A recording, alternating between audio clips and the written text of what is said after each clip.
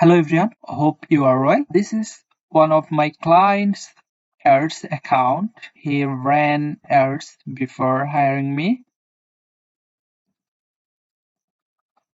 Here you can see that he already spent 215. He got one more than 600 clicks, and the average CPC was 3.5. Impressions,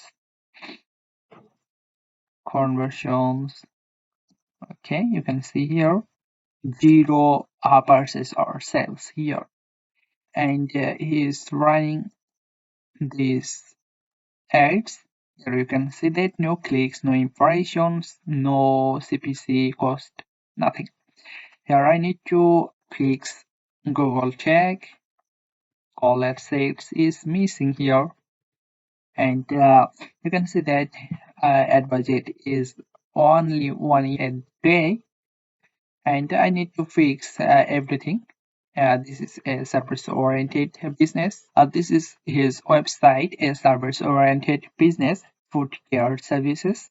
Everything is okay. I will run a new ads. Here he run ads, but everything is not okay. If I go campaigns, this is his campaign. You can see that lots of mistakes in here. And I will fix everything. It said maximize conversion target CPA is only 0.01, and his ad budget is so low.